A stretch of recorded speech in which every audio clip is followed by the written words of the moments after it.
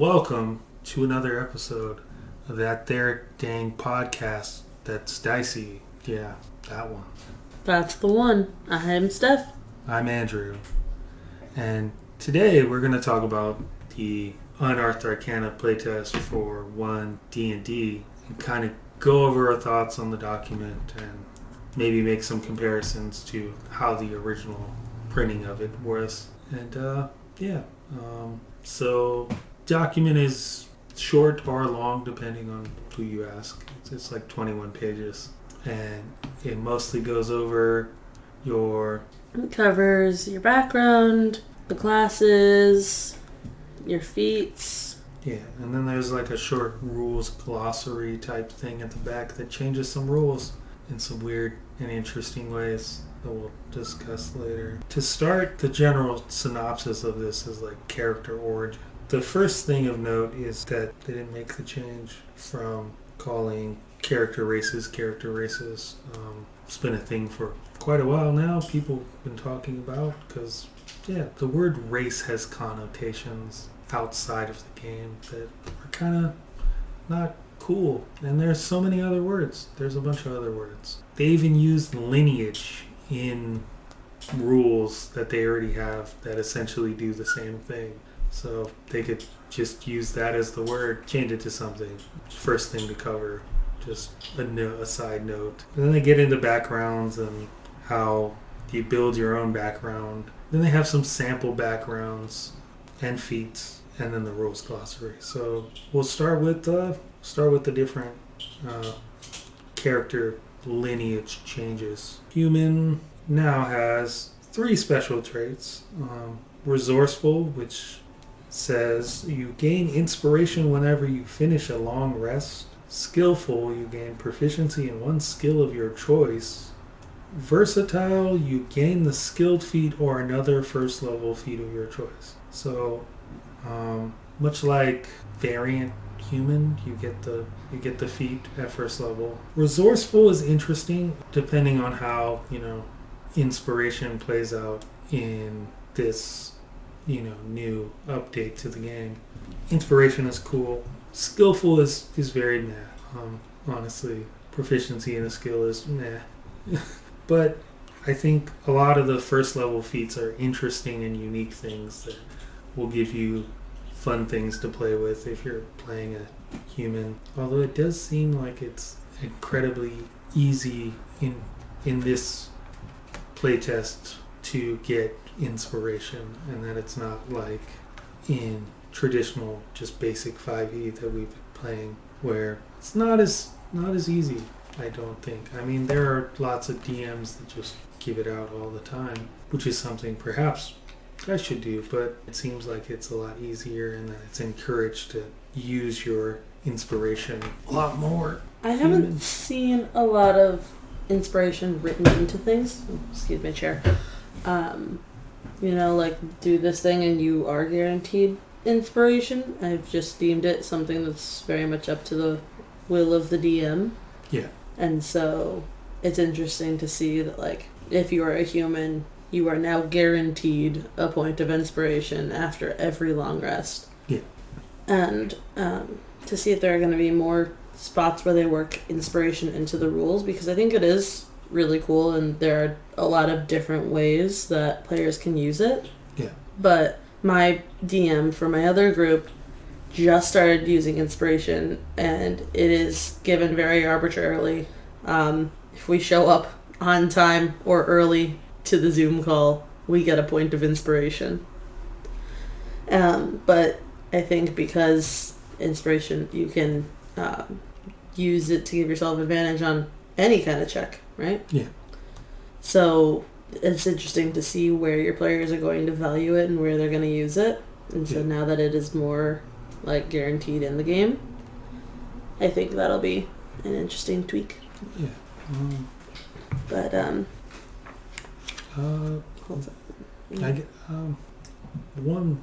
One thing more about the skilled feat is looking later in the document at the feat.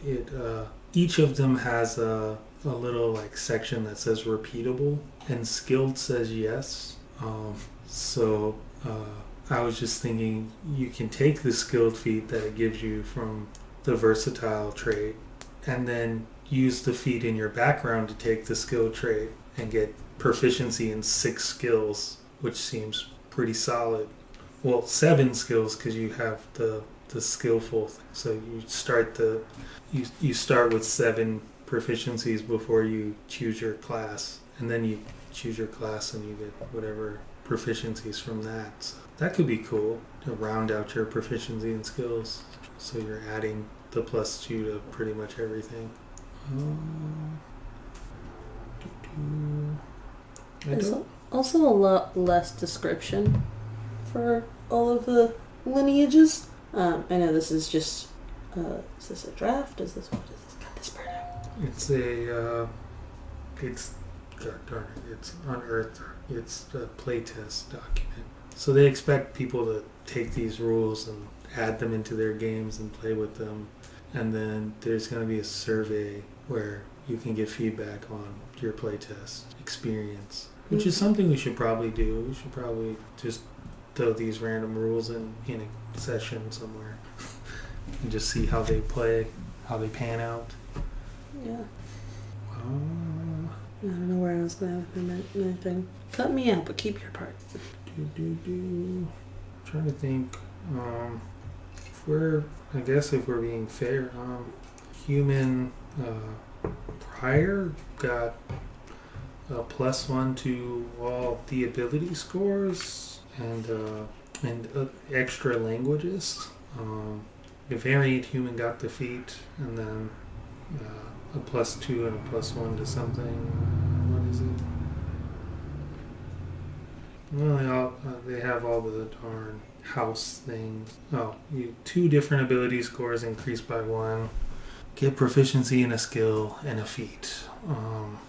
So this is maybe more interesting because you still get the feat and the skill, and you also get the inspiration at long rest. And ability scores have been moved from the races to backgrounds. Right? Yeah. Which honestly makes more sense. You know, you're a good fighter because you come from a long line of soldiers versus you're a good fighter because you're an orc. Yeah. So the lineage they cover in this thing is a new one, a brand new thing called Ardling. Mm-hmm. They're supernal? Supernal? I was gonna read it, but now I'm not so confident. I don't know. So when I was skimming, I read supernatural, but that's way too less letters. Oh, it is supernal. Supernal beings. Intriguing. I don't know what that means. Hold on. I'm looking it up. Relating to the sky or the heavens, celestial. Okay. Why did they not They're born on the upper planes or have one or more ancestors who originated there. Okay. They are immortal. Oh wait, no, they shine with the light of immortal beings. It says it typically has the head of something resembling an animal, and don't think about the rest of the body. So probably human-esque, but animal head. Yeah, I mean, there's a weird, not weird. They might also have soft fur, downy feathers, or supple bear skin. Yeah. That bear skin better be supple. Yeah. They get some power from being celestial, depending on what different, let's say, genre of upper plane they come from. So there's Exalted, which is the chaotic good planes. Their examples: Arborea, Eastguard, the Beastlands. Heavenly, which is the lawful good planes: Arcadia, Mount Celestia, Bitopia. And then Idyllic is the last one.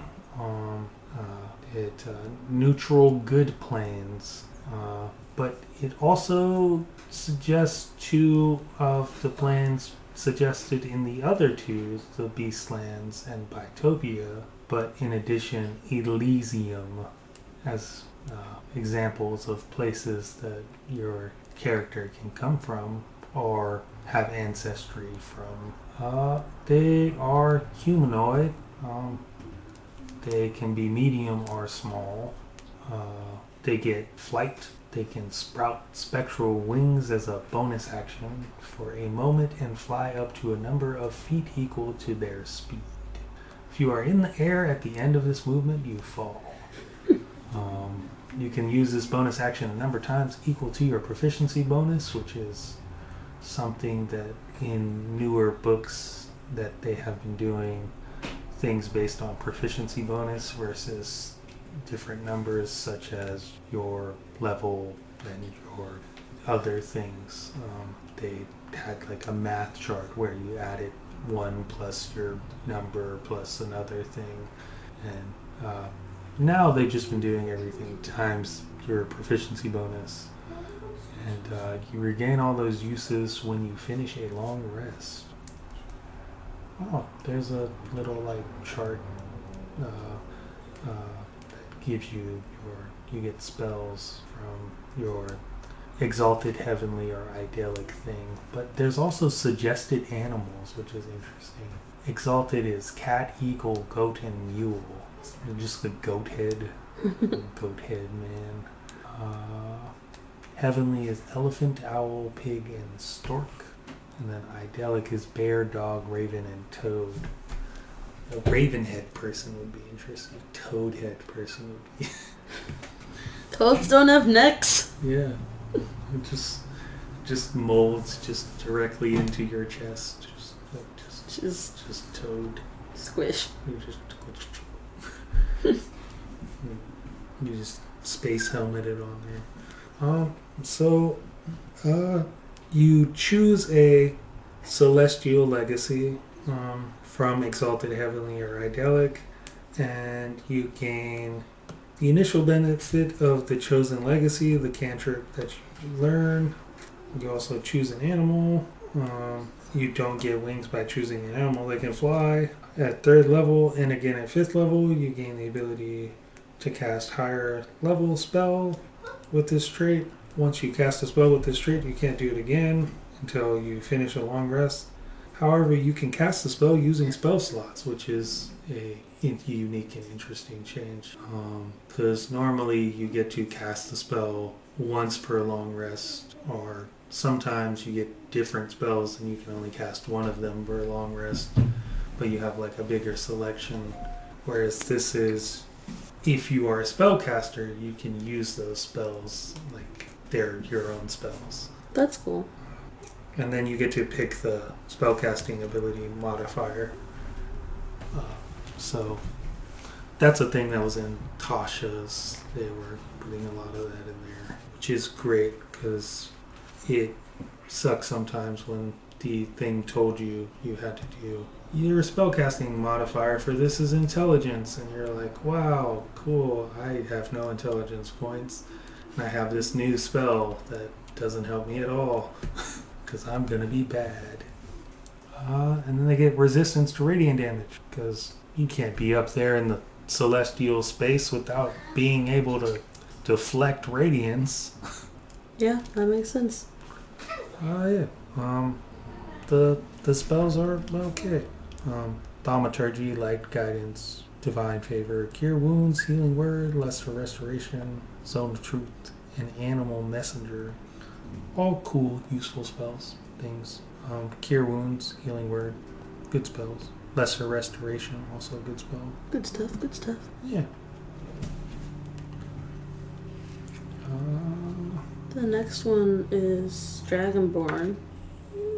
Yeah? Yeah. You okay? Yeah. The cat killed me. From what I can see, it looks like did they add Dark Vision to Dragonborn? Yes. That's cool. It was a broad assumption, I guess, among people that Dragonborn should have Dark Vision. So they just went ahead and did it because I think dragons have Dark Vision. So yeah, the things they born. Yeah. Yeah. Yeah. But for what I can see, everything else, well, a lot of it looks very similar. Can't think of. Oh, the breath weapon is a little smally different. Instead of all the different like ranges and feet and directions, Yeah. they're all a 15-foot cone. Yeah. It used to be half of them were a 5 by 30 foot line. Everything is just a 15-foot cone now. Yeah. All the colors and damage types are still the same. So a black dragon is still acid damage, a brass dragon is still fire damage, all that good stuff. In the original version, does it proficiency bonus breath weapon? Is it? Yes, it's the DC for the saving throw is 8 plus your Constitution modifier plus your proficiency bonus, Okay. which is the same in the new one. And then how many times can you use it? I don't have it up. Where would I?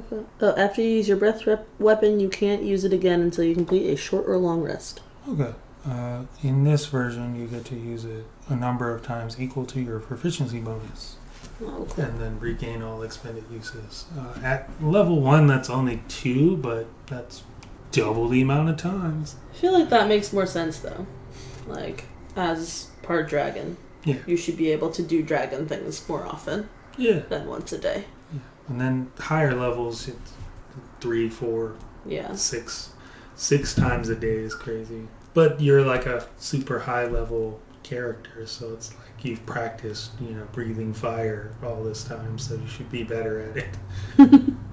Which I think is a cool trait of tying things to proficiency bonus, because you get better at doing things naturally as you level up, which is cool, because all of the things will line up and be better.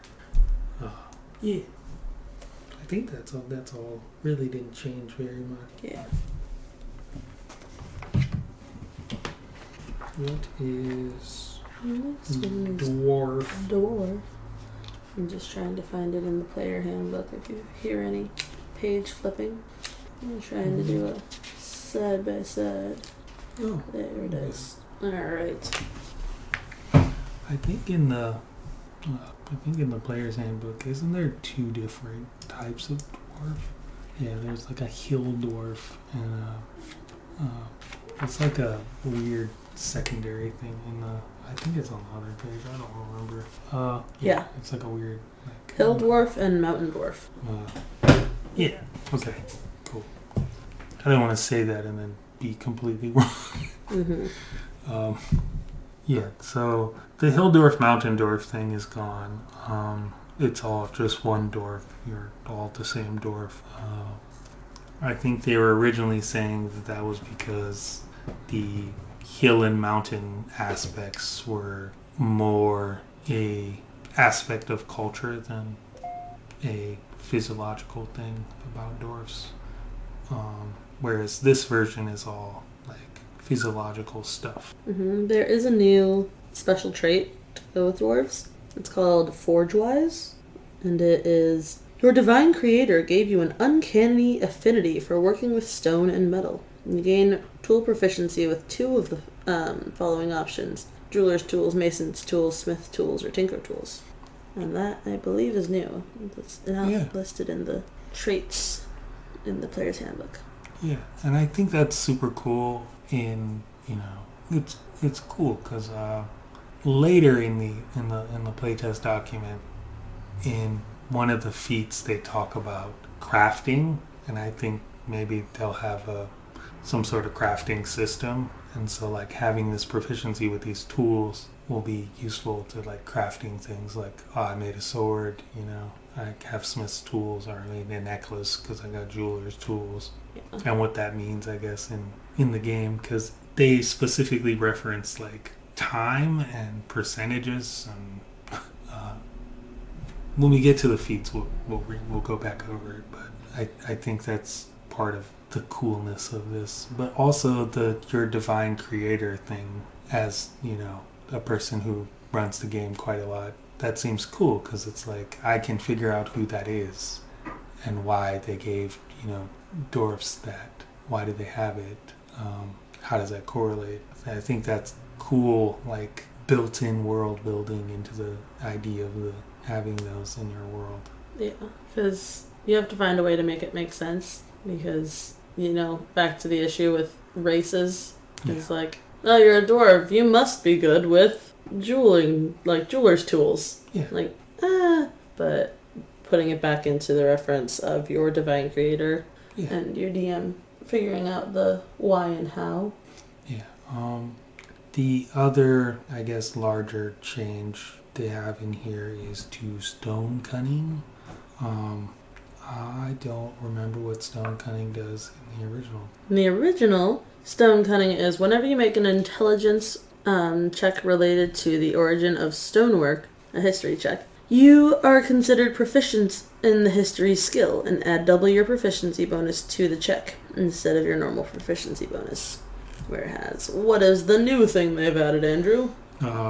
Stone cunning in the new version says, as a bonus action, you gain tremor sense with a range of 60 feet for 10 minutes. You must be on a stone surface or touching such a surface to use this tremor sense. The stone can be natural or worked. You can use this bonus action a number of times equal to your proficiency bonus and regain all expended uses when you finish a long rest. Tremor sense is similar to like a form of vision, but it's not a form of vision.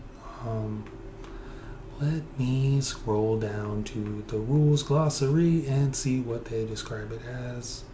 A creature with tremor sense can pinpoint the location of a creature and moving objects within a specific range, provided that the creature with tremor sense or anything it's detecting are both in contact with the same surface, such as the ground, a wall, or a ceiling. In our dwarf's case, it would be stone. If they're touching stone, then they know someone else is touching stone and they can sense them within 60 feet, which is a cool thing. Like running around caves, you're in a dungeon and you touch the wall and you're like, someone's moving over there, like in that on the other side of this wall, or it's an interesting and, like, I guess, unique thing to use in different instances, which is completely new and different.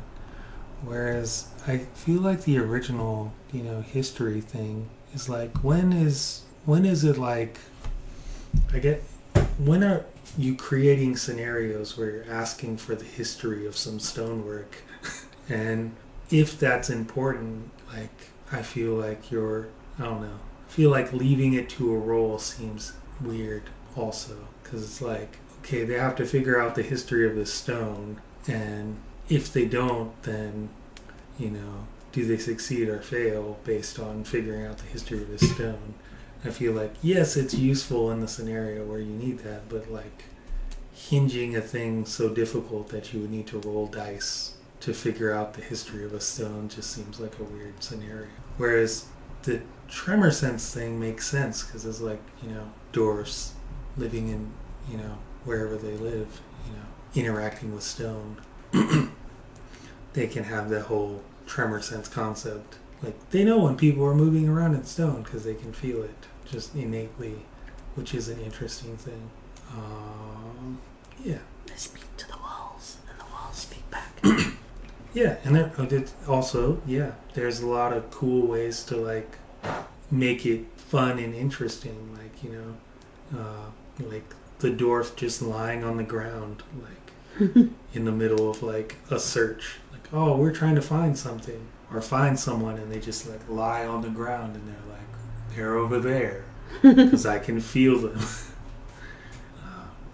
And I think there are fun moments to be had with that. Whereas, like, stopping to figure out the history of a statue is, you make a roll to figure out the history of the statue, you succeed, and then the dungeon master tells you the history of the statue. And it's not really a, like, character moment. It's You know, it's a roll dice to read my box text moment. Yeah. Yeah. They still have Dwarven Resilience, Dark Vision, the Dwarven Toughness. They still have those things. Those are all really cool things. Yeah, I think Dwarf is cool. Dwarf looks cool. What's next? Next up, I believe, is Elf. There's like 3 different elves. Yeah, three elves. Yeah. Elves are cool. You've still got Drow, High Elf, and Wood Elf. Yeah. I think this is elf is a weird place to have an interesting distinction, I guess, because we just talked about the dwarf having mountain dwarf and hill dwarf, and that not being a thing in the game anymore because it reflected like a cultural thing.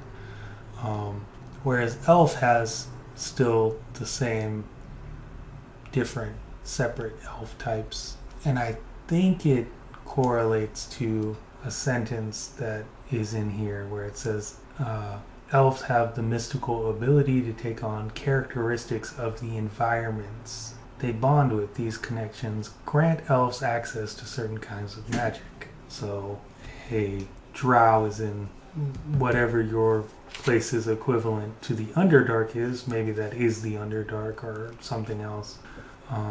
And they innately gain magical abilities from being in that environment. And it's not, I guess... A racial thing? Yeah, it's not a thing that has to do with their culture or any of that. They can culturally be whatever they want to be. It's where they draw on magic from as elves. And I think that's interesting.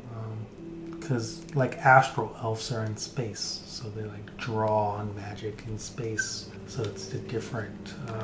Space elf. Yeah.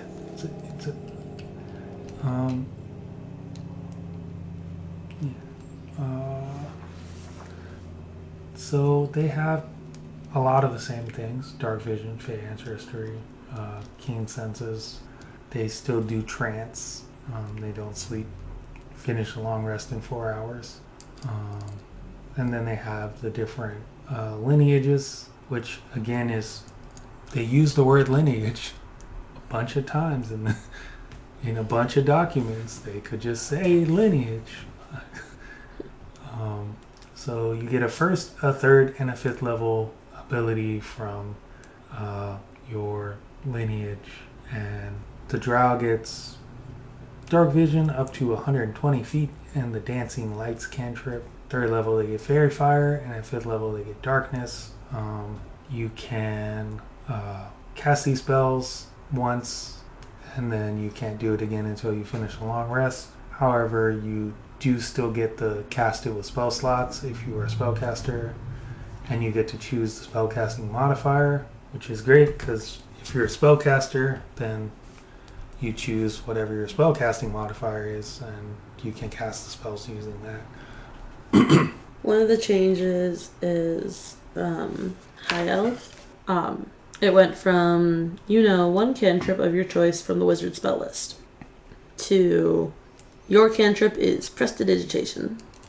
And the Wood Elf, you now know the Druidcraft cantrip, and that's not in the original. Okay. So the Drow had dancing lights already, but I think it's interesting that they took away the choice of your cantrip from High Elf, from any cantrip you want, to it is Prestidigitation. Yeah. It does also say whenever you finish a long rest, you can replace that cantrip with a different cantrip from the arcane spell list, which is a new thing. They're splitting the spell list into 3 groups: arcane, primal, and there's another one. I think it's divine. What is it? Man, divine, yeah. Okay, so they're splitting them into 3 different groups: arcane, divine, and primal.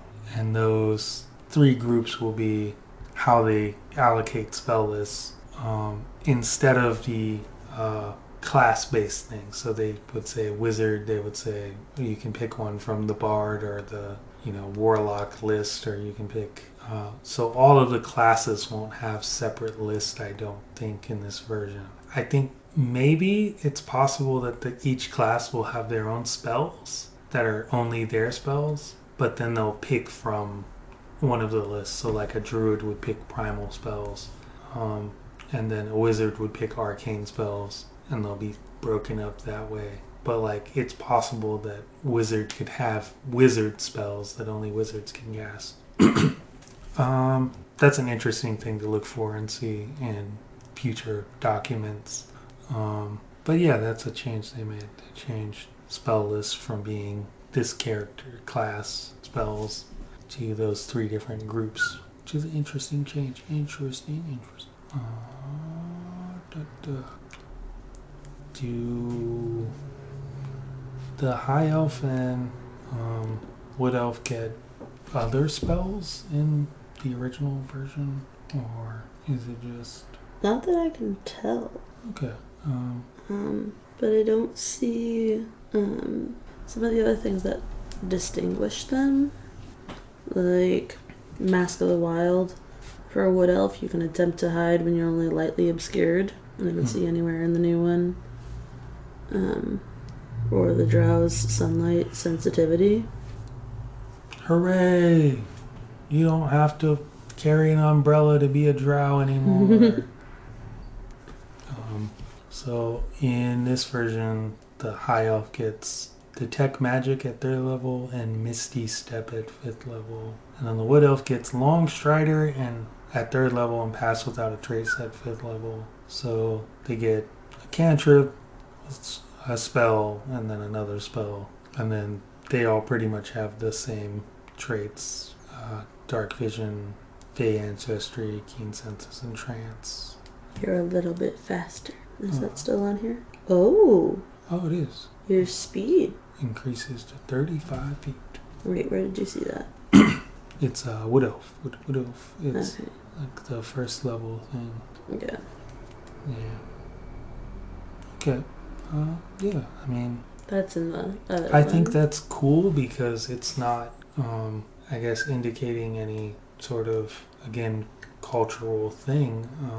It's like, the drow get their magic from this place, and here's some stuff you would have because you drew your magic from here. The things you would just know because that's where you draw your magic from.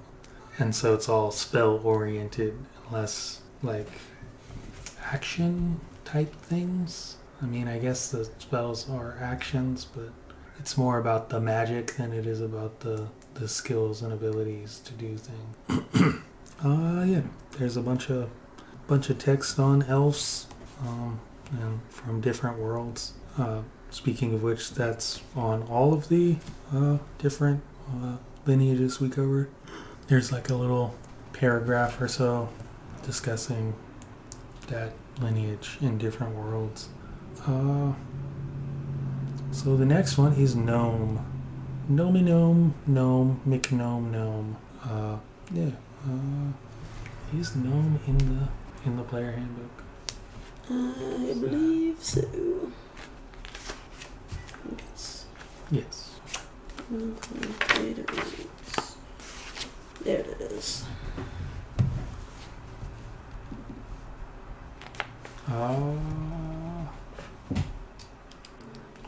So most of the gnome abilities are the same. Dark vision, gnome cunning. There are gnome lineages. Forest gnome, rock gnome. Forest gnomes have ancestral ties to the forest. And rock gnomes have ancestors who lived in mountains. Who ate rocks? The forest gnome in the player's handbook, I think, is the one, maybe, possibly. You got it right here. Yeah. What are you looking for? So in this you have the minor illusion cantrip. Is that? Yeah. Okay. Do you also have this pulled up? Yes. Okay. I was like, there's no way you looked over my shoulder that fast. Yeah, no. So, yeah, they have a minor illusion cantrip. It says that intelligence is your spellcasting modifier for that in the original book. In this book, you can choose what your spellcasting ability modifier thing is. You have the Speak with Animal spell in the new version. Can use it up to proficiency times. You can also use spell slots. And in the original book, what does it say? So I can stop flip-flopping. You are ahead of me. What do you... Forest Gnomes. Forest Gnomes. Forest Gnomes. What about them? What is their other ability? Speak with small beasts. Okay. What is that? Through sounds and gestures, you can communicate simple ideas with small or smaller beasts.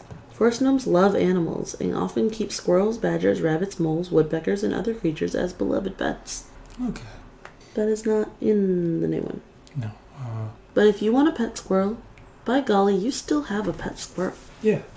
But also, you get to speak with animals, so you can still talk to them, but it doesn't put the implied you're a forest gnome, you love animals aspect in there. So you could speak to animals and be a person who really hates animals. Like, oh man, I gotta go talk to this squirrel about where this person went. Like, hey squirrel, where'd they go?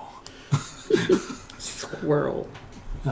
Which I think is cool. I mean, I'm a big fan of animals, so I wouldn't not play a forest gnome that loves animals. But I feel like it gives you the opportunity to decide that yourself, whereas I guess in the original version, they're kind of saying you're a forest gnome, you love animals, and that's why you can talk to them because you love them.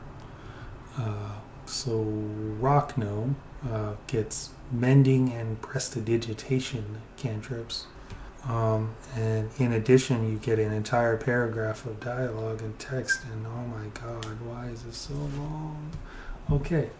In addition, you can spend 10 minutes casting prestidigitation to create a tiny clockwork device. Casting prestidigitation?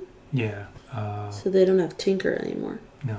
Okay. It's an interesting way to replace Tinker with. Yeah, which pretty much the same thing. Yeah. But I've always, prestidigitation means, clean this up. Yeah. So, I'm gonna make a toy with my clean this up skill. Yeah. But yeah, prestidigitation to create a tiny clockwork device, such as a toy, a fire starter, or a music box. Casting the spell in this way consumes 10 gold pieces worth of raw material, which you provide during casting. When you create the device, you can determine its function by choosing one effect from prestidigitation. Device produces the effect whenever you or another creature takes a bonus action to touch the device and activate it. If the chosen effect has options within it, you choose one of those options for the device when you create it. For example, if you choose the spell's Ignite Extinguish effect, you determine whether the device ignites or extinguishes fire. The device doesn't do both. You can have 3 such devices in existence at a time, and each one dismantles itself after 8 hours.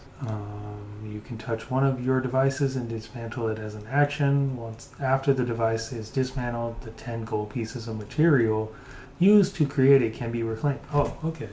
So you get, 30 gold pieces of material, and you can make essentially any of these things, and you can make 3 of them at a time as long as you got 30 minutes. And then you're like, oh, well, now it's time to pack up. You can break them all down and keep all the... That is nice. Keep all the material to do it again somewhere else. And set up like an alarm system with... it's Macaulay Culkin, Home Alone. I made a bunch of toys. We're going to wreck your day. Macaulay Culkin was a rock gnome. Yeah. Hot takes. Speaking of stuff, I guess I sort of want to look and see what all the effects on prestidigitation were.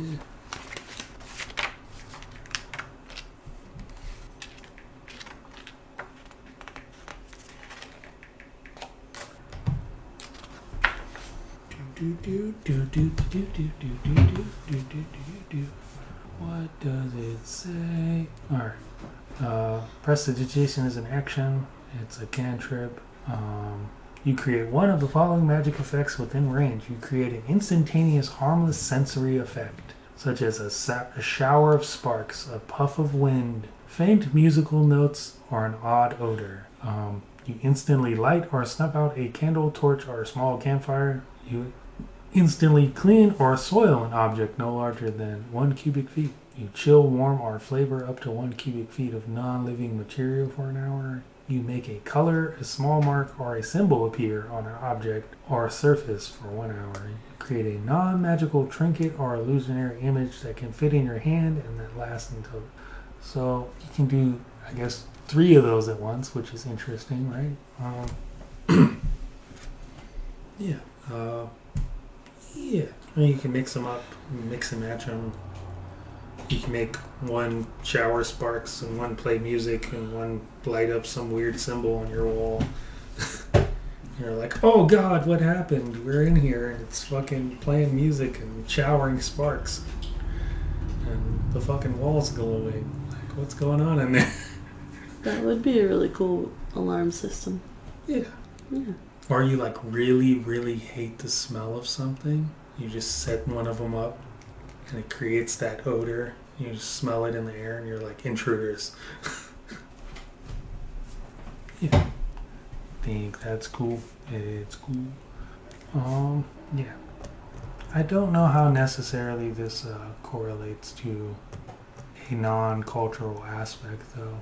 I will say the living in the forest and being able to communicate with animals makes sense. You're out there, you're involved with them, but the rock gnome type thing, being able to do, you know, the tinkering and artifice seems, I don't know, less a distinct trait of being a gnome. Yeah. And more of a like cultural thing, like you learn to do this from someone. Not that I was born able to tinker. I was 5 seconds old when I made my first clock. Tick tock, tick tock, tick tock. Those are my first words. Yeah, so just wanted to say that there. I do. Yeah, I do appreciate like tinkering skills and cool stuff like that, but like I mentioned, I think it's sort of cultural in its like display there, whereas like Forest Gnome doesn't really have any like implied things about it. It's, you know, you can do these things because you lived in the forest. But I guess that's a cultural thing too, maybe, because they don't have the thing that elves have. So like the elf has that distinction where it's like they draw magic from where they are, and that's how they innately get magic. And so depending on where they draw it from, they can have different spells that are given to them that they can cast. I don't know. Things to debate later. Alright, I think we're almost there. There's Halfling, there's Orc, and there's Tiefling are the last 3. Halfling still has Brave. Brave is great. Halfling still has Lucky. Lucky is great. Lucky is great. There is a distinction here.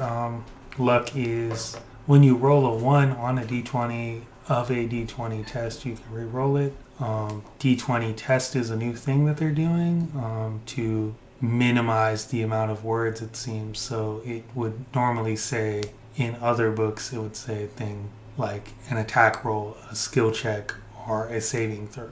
Whereas a d20 test is all of those things, and you only say the one, the 2 words there. So that's cool. Halfling Nimbleness is in the original one? It's still the same, except they make the distinction. So Halfling Nimbleness is you can move through the space of a creature that's larger than you. So a Halfling is small size. Okay. So, you know, in theory, if you're trying to get around someone who's medium or large, you could run between their legs or, dash next to them. But this new piece makes the distinction that you can move through that space, but explicitly says you cannot stop in that space. You cannot also occupy that space for the whole turn. You're just moving through it. Okay. So, that's interesting. What was there was another thing whenever you occupied another person's space, you got like force damage and like pushed out of the space.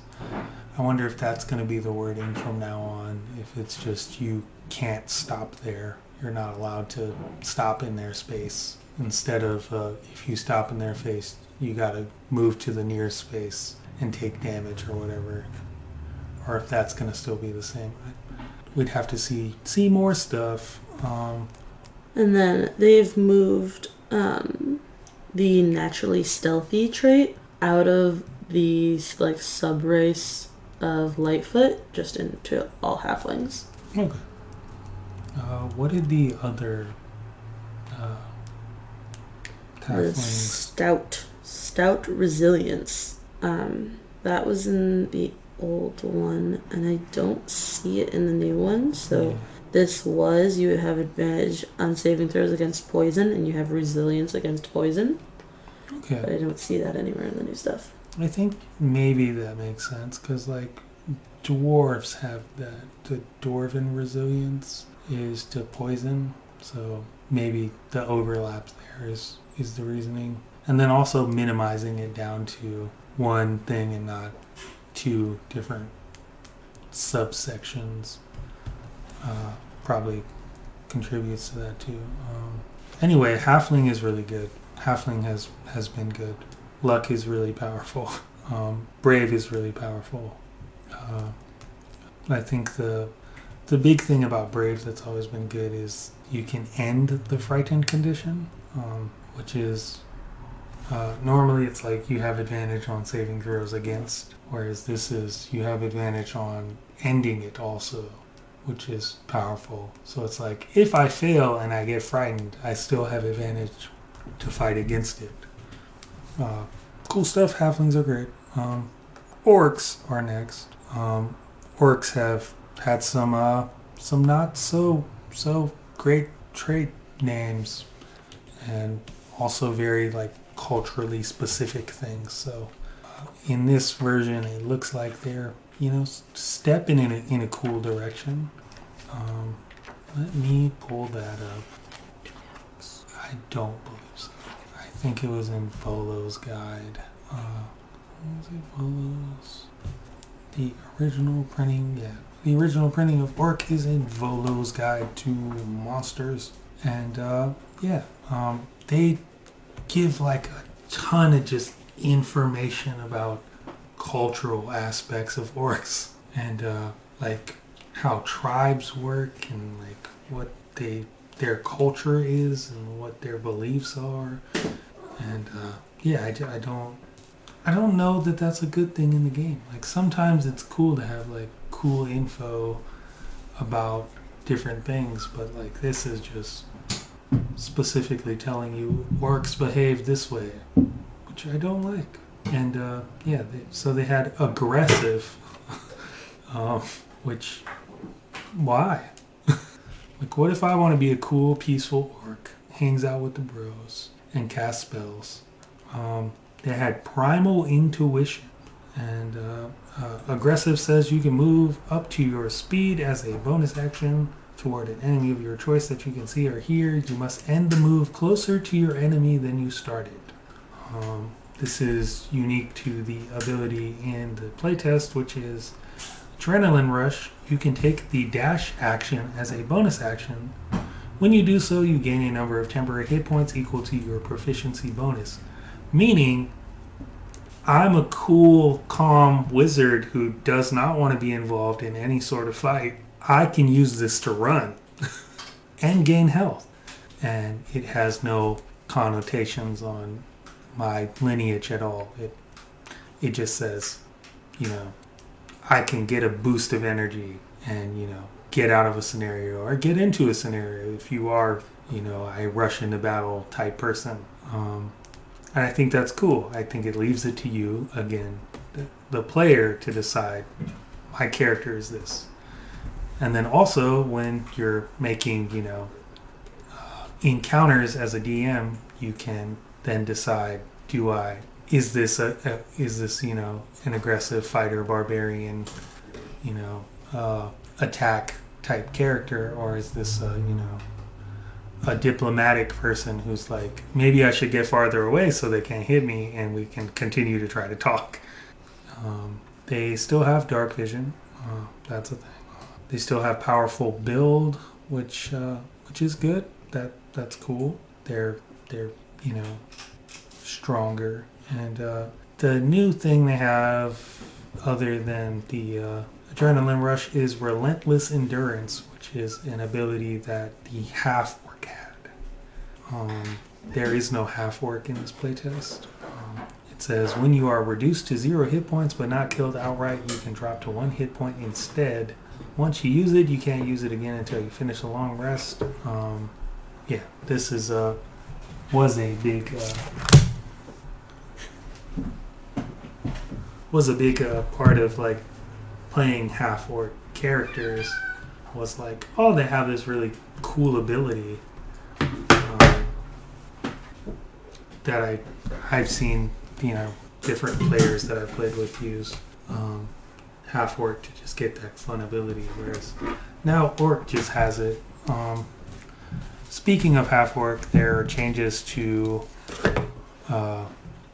the concept of playing multiple lineages together, which we'll talk about in a sec. On to the next one, tiefling. What is new? What is new and true in the tiefling department? Let me do some flippy flips. Yeah, tiefling is a player's handbook. Okay, cool.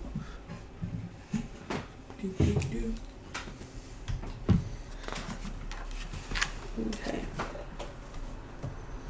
You just move the ball. Just keep coming back. Ow, that was my hand. No, you just.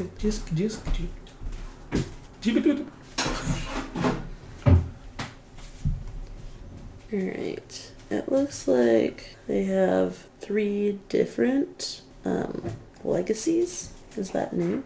That does appear to be new, yeah. Okay. So there's an abyssal legacy, a catonic legacy. That sounds like the word, yeah. It definitely could be the word. And an infernal legacy. Oh, okay. So infernal legacy is in the original, but they've added 2 more. Okay. Alright. That's cool. So there's like different kinds of tiefling.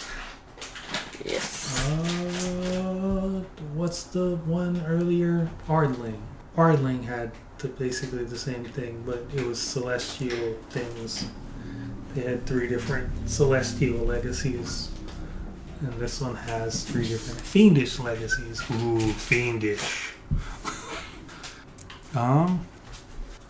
So they each come with their own special bits. An abyssal legacy at first level comes with resistance to poison damage. You also know the poison spray cantrip. Tonic, and I might be pronouncing that horribly. Legacy has resistance to necrotic damage and has the chill touch cantrip.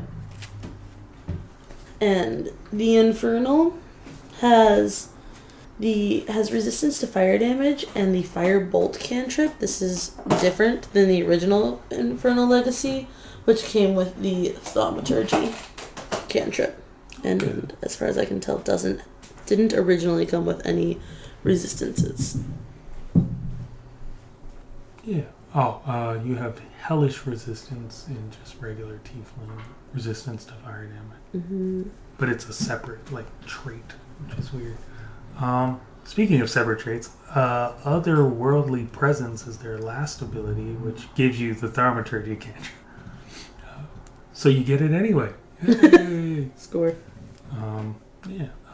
So each of the different types are flavored based on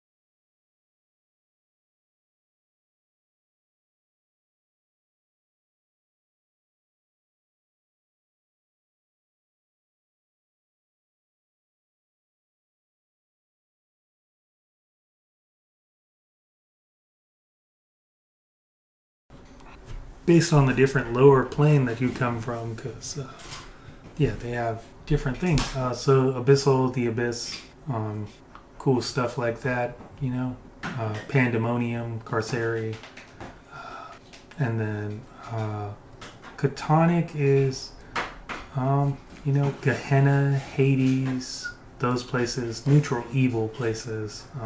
Abyssal is chaotic evil places, and then Infernal is lawful evil places, like the Nine Hells, Acheron, and they all have different variations on what they give you.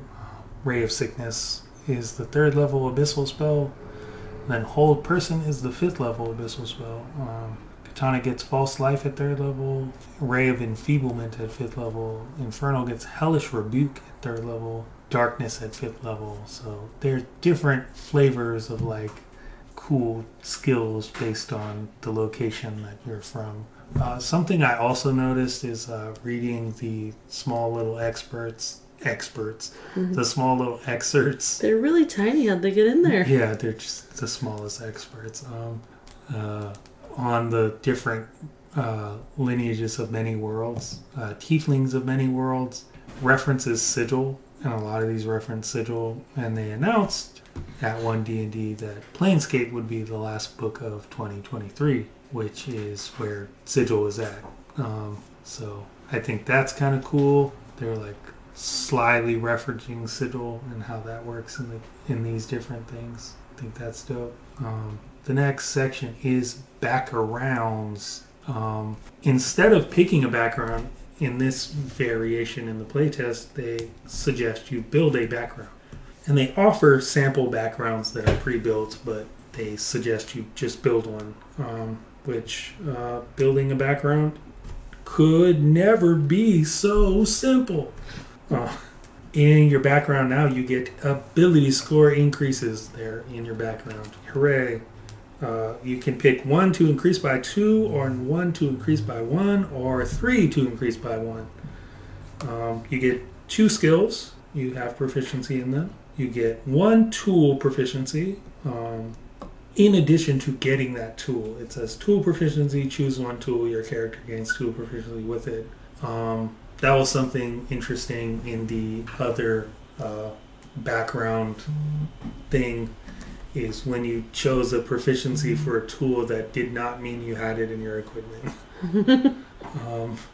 And then you get to choose 1 language, because, you learned that language from somewhere. Where'd you learn it from? Right? Kind of cool. Sample background. Oh, the last thing you get in your background, the last 2 things, is feat, new 1st level feats. They're going to be ranked by level, and I can only assume that it'll be 1st level, 4th level, 8th, and then 12th, because you get your feat or ability score modifier every 4th level. So 4, 8, 12, 16, 20. That's going to be my assumption. I could be entirely wrong. They could be doing something completely different in this version. But that is not in this document. You get a 1st level feat. Equipment, your character starts with 50 gold pieces to spend on their starting equipment. They don't tell you what you got. They don't tell you nothing. You're not deciding based on some arbitrary nonsense. Am I a diviner or an explorer? You just get to go shopping, pick out the stuff that you got. And you know what? You spend 50 gold pieces on rocks, and you got a bag full of rocks. You're the rock person. Whatever. And I think that's cool. I think that's great. And I think also taking away the ability score things from lineages is great also as well. Speaking of stuff, the sample backgrounds, they give you, a rundown, quick and easy. Pick it, I have a background. It does all the math for me. An acolyte gets the ability score increase of +2 wisdom, +1 intelligence. Skill proficiencies of insight and religion. Tool proficiency with calligrapher supplies. The celestial language, and the feat magic initiate divine. And then it gives you their list of equipment. and that's what pretty much all of them do. The only thing I don't like is I think that they should have left the language just open, because some of them get a little problematic, a little troublesome down here. I guess cultist makes sense. Speaking abyssal makes sense. Being a criminal and knowing thieves can't make sense. But being an artisan and knowing gnomish seems like that's a little weird. Or, being a sailor, or not a sailor, a gladiator and knowing orc, the orc language. I think some of these are like, that's a little weird. You can't tie orcs to being gladiators. That's not fair to orcs. Or you can't make, gnomes artisans. That's unfair. So I think maybe leaving the language as a blank, like you can pick the language, but like picking the other things like the tool proficiency and the skill proficiencies, maybe even leaving the ability modifier thing blank as well. Like, here's the skills, here's the tools, here's your feat, and then fill it in with what you want. Yeah. For the other two, the language and ability scores. And and then they can even pick all your equipment, because whatever, that's fine. I'm a firm believer in, if your player can argue for it and make a good enough argument, then go for it. Yeah. So, like, I learned these skills, and they're not usually the skills that go with being a criminal, but this is the specific kind of criminal I was, and therefore had to learn X, Y, and Z. Yeah. Sold. And I think functionally in its base form, the not being a sample variation of it doesn't really have any problems, because it just gives you you just pick everything. You get to decide what your character did in their background and what skills they know and how they know them, and that's all your choice. Whereas in some of the samples, I think they do a little bit of not so cool things, and I think that's something they can fix very easily. They can just say, we're not going to pick the language, or your ability score increases for you, because like the skill and tool proficiencies, they make sense in a picture of what a hermit does or what a noble does, right? They seem logical in that aspect, I guess. What someone from that background would have access to and have learned. But I think just sticking with the build your own background and not having sample backgrounds might be a cool plan. I get that it's like, an easy thing for new players to just pick one and go, but also it's more fun picking all the stuff. Like, I don't know. Odd feelings about sample backgrounds. Some of them are not good. Dun, dun, dun. Cool things. Languages. They discuss languages later in the document. And among the new standard languages, there is common sign language. So your character can speak sign language. Can you imagine a party of sneaky people all speaking in sign language? No one can hear them. That's awesome. But also inclusive. Like, people speak sign language. So that's awesome. You can give your character sign language now, and I like that. I think that's it as far as new things. You do get to pick Thieves' Cant as a language that is not directly tied to Rogue. So you can pick Thieves' Cant as one of your languages now, which was not a thing prior. You had to be a rogue to get Thieves' Cant, and now you can pick it. So feats, they're described in this thing as they have a level. Each feat has a level. To take the feat, you have to be equal or exceed the feat's level. New thing. They have prerequisites, which you must meet any prerequisite specified in the feat to take that feat. If you lose the feat's prerequisite, you cannot use that feat until you regain the prerequisite. There are some cool abilities that things get to take away your ability to do different skills. And so if a skill is a prerequisite for, or a proficiency is a prerequisite for a feat, then, the mind monster thing says you don't have proficiency in swords anymore, and you can't use your sword feat anymore. So I think that's cool because it's like it ties it to a thing. But none of the feats in this have prerequisites because they're all first level feats. And then the next thing is repeatable. If the feat is repeatable, you can take it more than once. If it isn't, you can only take it once. The only example of repeatable in here is the skilled feat, I believe, but I could be wrong. Oh, here, hold on. Yeah, no, Magic Initiate is also repeatable. But you can't take the same. You have to pick a different spell. Yeah, but you have to pick a different spell. Which makes sense. Oh, yeah. Okay, yeah, that's cool. But yeah, skilled is not even in this. Oh, skilled isn't. Never mind. I missed it completely. There it is. I was like, where did skilled go? So there are some changes to feats. Alert is now you roll initiative and add your proficiency bonus to the roll. And then immediately after you roll initiative, you can swap initiative with the initiative of one willing ally in the same combat.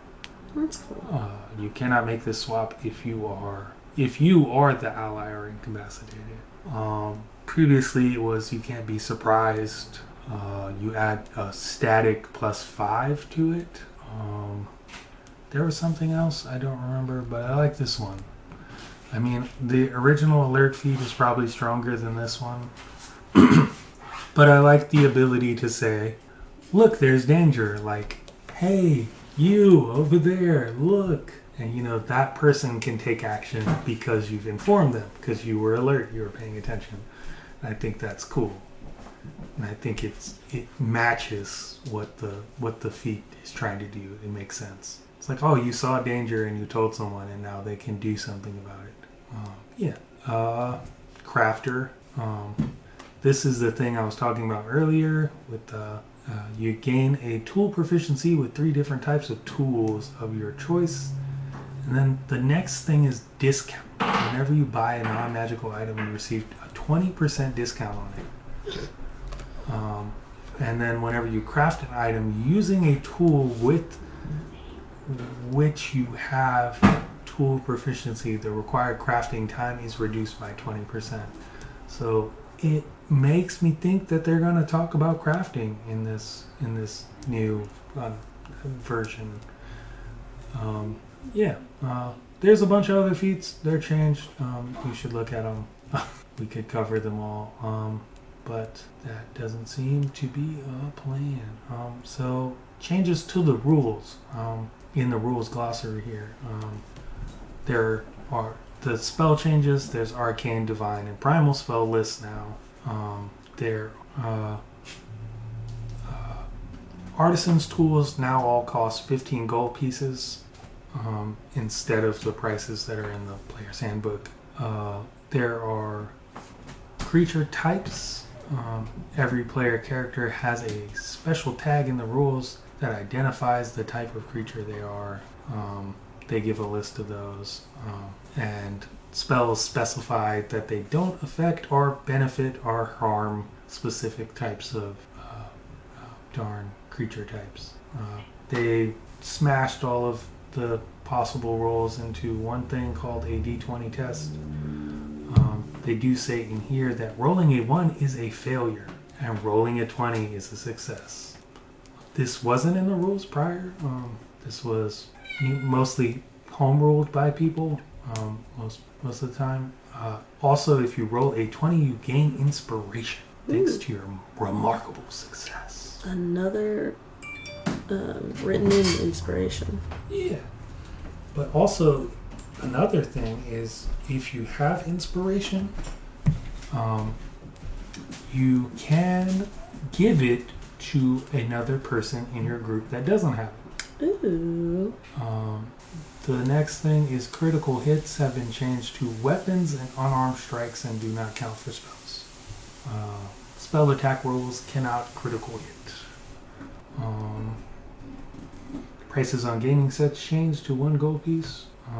Grappled is different in some way. I don't know. Incapacitated is a thing. It seems to be the same, mostly the same. When you start a long rest, you lose inspiration. So if you don't use it before you snooze it, then you ain't gonna choose it or lose it. And then the rules for a long rest are pretty much the same. It's 8 hours long, 6 hours, and then no more than 2 hours of light activity. For elves, it's still a 4-hour meditation. Yeah. At the end of a long rest, you gain your hit points and all your fun stuff. Creature cannot benefit from more than 1 long rest in a 24-hour period, and must have at least 1 hit point at the start of the rest to gain its benefits. Another interesting little change here is if a long rest is interrupted by combat or 1 hour of walking, casting spells, or similar activity, the rest confers no benefit and must be restarted. However, if the rest is at least 1 hour long before the interruption, the creature gains the benefits of a short rest. So if you start a long rest and you sleep for an hour and someone wakes you up, you get a short rest. There's the rules for tremor sense. Slowed is a new condition. Slowed says you have limited movement. You must spend 1 extra foot of movement for every foot you move. Attacks affected. Attack rolls against you have advantage. Dexterity saves affected. You have disadvantage on dexterity saves. That's the slowed. Unarmed strike now says you can use an unarmed strike, and you get 3 choices. Damage, the target takes bludgeoning damage equal to 1 plus your strength modifier. Grapple, the target is grappled, and the grapple's escape DC equals 8 plus your strength modifier plus your proficiency bonus. The grapple is possible only if the target is no more than 1 size larger than you, and you have a hand free to grab the target. This is different than the grapple rules, the extra complicated grapple rules from 5th edition, where you have to roll a contest to see if you can grab them, and it has to be. This just says if you hit them with your unarmed strike, you can grab them, and they can escape using your escape DC. Also, shove is the other part of that. You can push a target 5 feet or knock them prone, and that again doesn't have any like weird stipulations. They make a save or do something and you gotta roll another thing. It just says if you hit them with an unarmed strike, you can knock them prone or push them back 5 feet. Which, sure, they have an AC. It makes sense. And then they give you the spell list. What are arcane spells, what are divine spells, what are primal spells. They only go over the cantrips and the first level spells because none of the rest of them were covered in the document. That's everything. That's the whole document, except for one little box that I forgot to read all the way at the beginning. So there's a little box, and I'm gonna start off with I don't like it. It says, thanks to the magical workings of the multiverse, humanoids of different kinds sometimes have children together.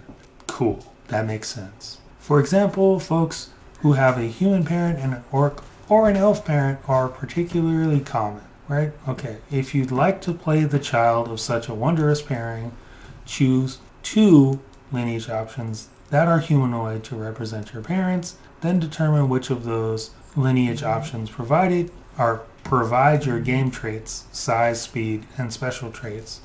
You can mix and match visual characteristics. For example, if your character has a halfling and a gnome parent, you might choose halfling for your game traits, and then decide that your character has pointed ears that are characteristics of gnome. I don't like this because it just negates the idea of being a being of multiple lineages. It says you pick one of them to give you what your traits are. And then you can look like whatever you want to look like, but you don't have any of the traits of, like, if you say, I choose, in this example, you choose halfling.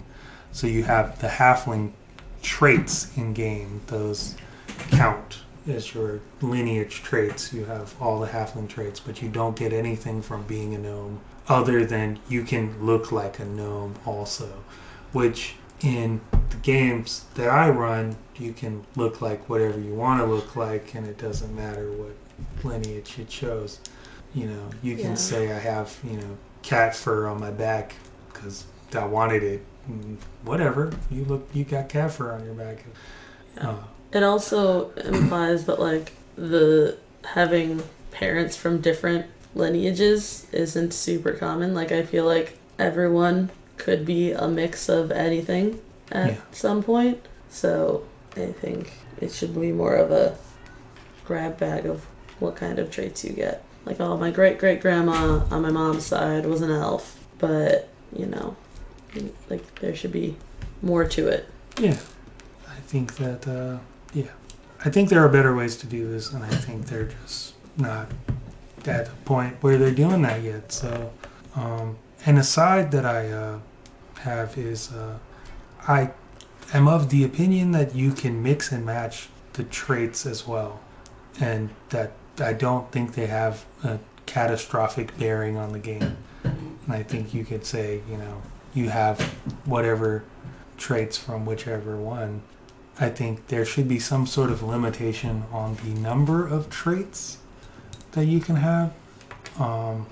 My initial thought was whichever of your lineages has the most, you can have that as the maximum, right? Or something of that nature. So, like, you have a dwarf in your lineage, they have 5 traits, and the other person you choose is human. They have 3 traits, so you can pick 5 from the 8 available traits. And you can mix and match them however you want to mix and match them. And sure, in some instances, it might be a little stronger than a first level character should be, but I don't think that that's problematic enough that it makes the game unfun. So, wizards, if you're listening, just throwing it out there. I think you can call them lineages, and you can get traits from your lineages however you want to get them, and then this expands to even further than that. You could have a parent whose parents are an orc and a human, and then another parent whose parents are an elf and a gnome, and you can mix and match the traits from all 4 of those because it goes all the way back in your lineage, right? And I think it's not ruining the game. I think it works out fine. So, playtest it, Jeremy Crawford. That's it. That's all that's in this playtest document. Steph, do you wanna give a overview? What do you think about this? Does it feel like good things are coming or bad things are coming? What? I think there were a lot of moves that were a step in the right direction. The switch from the orc trait to, what was it, adrenaline rush? Yeah. But I do really like your idea of borrowing traits and things, and there's such a big emphasis in this new document on, like, your background and where you came from, why you do the things you do. Do it again. But I think it would be fun to play a one-shot of by the book, and then a one-shot of your idea of choosing traits from all sections of your lineage. That would be awesome. Yeah. But yeah, thanks for listening. That's the podcast. Things got dicey. Yeah, it was extra dicey. So dicey. So that's so dicey. Yeah, you're the cat's meow. Shake it out of him.